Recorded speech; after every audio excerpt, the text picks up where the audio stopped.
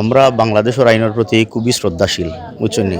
এত বড় দুর্দর্শ একটা প্রতারক এত তাড়াতাড়ি যখন বাংলাদেশ পুলিশে সিলেট কোতোয়ালি থানা মডেল পুলিশে যখন ধরতে পারছে, তখন আমরা অবশ্যই বিশ্বাস করি এবং আশা রাখি যে আমরা ন্যায় বিচার পাইমু, আমরা টাকা ফেরত পাইমু এবং আমরা পাসপোর্টটা ফেরত পাইমু। আর তার এমন একটা দৃষ্টান্তমূলক শাস্তি হইব যাতে বাকি যে প্রতারক সিলেট কোন নতুন প্রতারক যাতে জন্ম না হয়, এইরকম একটা দৃষ্টান্তমূলক আমরা শাস্তি তার দাবি করলাম।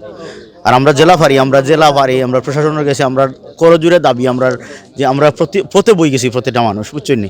এরকম পরিবারে বাঁচাইবার লাগিয়া যে আমরা টেকাগুন আমরা কিলান পাইতাম, কিলানটা আমরা টেকাগুন উদ্ধার হইতো আর আমরা পাসপোর্টটা ফেরত পাইতাম কিলান। আমি গত বিরোধবারে আমার কাছে টাকা নাই, হঠাৎ করে আমার হুয়ায় অ্যাক্সিডেন্ট করছে সাউথ আফ্রিকার, টাকা নাই। ব্যাংকতে গিয়া 2 লক্ষ টাকা তুলে বিরোধবারে আমি তান অ্যাকাউন্টে আমি দিছি খালমুখ বাজারও ব্যাংক আছে, ও ব্যাংকে আমি টান অ্যাকাউন্টে আমি 2 লাখ টাকা দিছি। আর আগে দিছি 1 লাখ, ও 3 লাখ টাকা আমার ডকুমেন্টও আছে। 2 লাখ 50,000 চেক দিছেন আর এগুলো টান অ্যাকাউন্টও জো দিছেন, আওটা আমার কাছে আছে।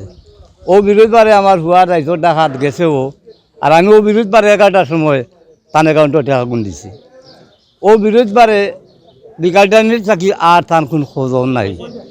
ও শুনিয়া আমরা তো বিয়া করলে আমরা ঋণ করিয়া দিছি, ব্যাংক থেকে তুলিয়া দিছি, আমরা অসহায় হিসাবে আমরা পাগলিয়া করিয়া আজকে আল্লাহর হুকুম জানি না হয়তো খার ছিলাই আল্লাহ সূত্র দিছেন আর তাদের আটক করা হয়েছে।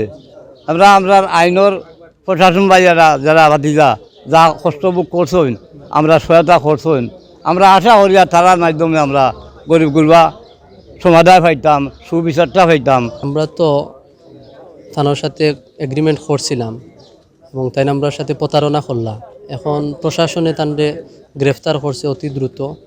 এখন আমরা প্রশাসনের কাছে দাবি হইল গিয়া আমরা মূল্যবান যে পাসপোর্টটা তার কাছে রাখা এবং আমরা যে টেকাগুলা আমরা প্রশাসনকে ধন্যবাদ জানাই, দ্রুত গ্রেফতার করছেন।